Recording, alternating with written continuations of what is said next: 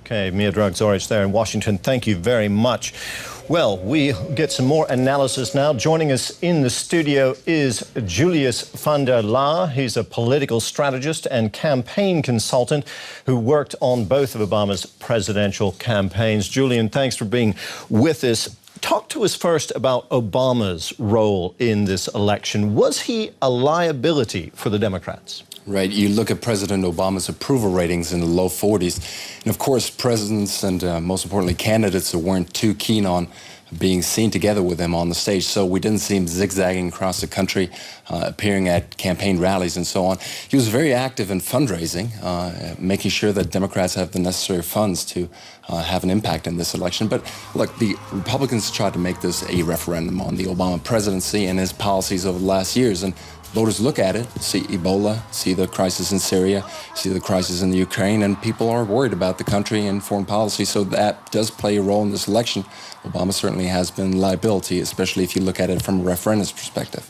And Julius, just assuming now that this is the big night for the Republicans and that they take both houses, what will it mean for President Obama, his ability to push through the remainder of his policies? Just more gridlock? Right. I think if you look at the Congress last year and the year before, it's been a do-nothing Congress, and Republicans have been blocking everything. So I think the Republicans have to take leadership. They have to lead in terms of putting new proposals on the table and actually look for compromise. That's what voters want to see in this election. And for the last 2 years of the Obama presidency, they're very pressing issues. Look at climate change, something that we in Europe view with grave concern.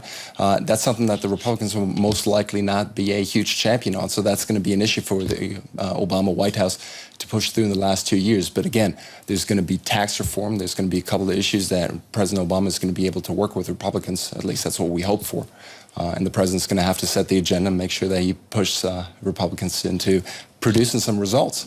Well, that brings us to our next question. What can we expect from the Republicans? How can we expect them to build on what we expect to be their gains in both houses of Congress? Will they be able to put their stamp on policy? Well, I think they're going to be in a tough spot because although today's election day for the midterms, the 2016 presidential election is looming. And so Republicans have to use these 2 years to produce. If they don't reach an agreement with the White House on immigration reform, demographics have changed and the Latino vote is going to be crucial. So they have to produce on immigration reform and a couple of other policy issues. If they get stamped as the do-nothing Congress for the next 2 years, block everything that Obama is putting out there, they're going to be in a very tough spot to make sure that they have a chance in the White House race in 2016. Very interesting. Julius van der Laar, thank you very much for your analysis. Good to be with you.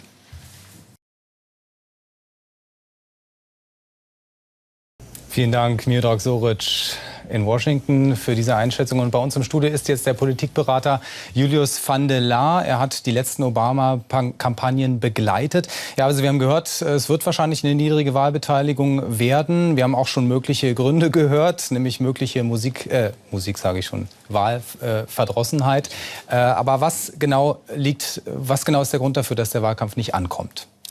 Erstmal muss man sagen, dass die Kongresswahlen historisch immer niedrigere Wahlbeteiligung haben. 45% ist normal in Midterm-Elections, in den Kongresswahlen. Präsidentschaftswahlkampf sind die Wahlbeteiligung ist etwas höher. Insofern, die Demokraten haben die große Aufgabe, ihre Wähler zu mobilisieren. Das heißt Latinos, junge Wähler, Afroamerikaner. Wenn es ihnen gelingt, diese Leute zur Wahl zu bringen, zu mobilisieren, dann haben die Demokraten in den ganz knappen Rennen, wie zum Beispiel in North Carolina, in Georgia oder in Colorado, eine Chance, diese knappen Rennen zu gewinnen. Lassen Sie uns ein bisschen über die Rolle von Obama sprechen. Er hat ja trotz seiner Erfolge, zum Beispiel in der Wirtschaftspolitik, irgendwie nicht so wirklich genutzt. Man hatte das Gefühl, er ist eher eine Belastung für die Demokraten. Warum? Erstens, wir sehen die Approval Ratings, also die Zuspruchzahlen für Barack Obama bei 42–43%, was natürlich enorm niedrig ist. Aber das ist generell so. Auch historisch gesehen sehen wir immer, dass die Partei des Präsidenten, dasjenige, der im Weißen Haus sitzt, abgestraft wird in diesen Midterm-Elections. Insofern, das ist auch nichts Neues. Gleichzeitig sehen wir, der Dow Jones hat Bestwerte.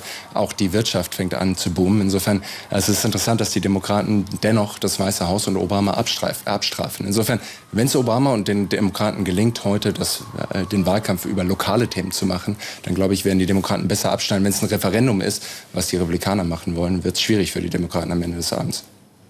Wenn nun also die Republikaner beide Mehrheiten erringen im Kongress, was könnten sie dann damit machen? Die Republikaner müssen handeln, wenn sie die Mehrheit haben und wenn nicht auch. Im Endeffekt werden wir den nächsten Wahlkampf 2016 sehen. Republikaner müssen sich jetzt schon positionieren. Wenn es ihnen nicht gelingt, Themen wie die Einwanderungsreform durchzubringen, dann wird es ganz, ganz schwierig, das Weiße Haus 2016 für die Republikaner zu gewinnen. Insofern, egal ob mit Mehrheit, ohne Mehrheit, die Republikaner müssen liefern und nicht so agieren wie die letzten 2 Jahre. Vielen Dank, Julius van der Laar, Sehr gerne. für diese Einschätzungen.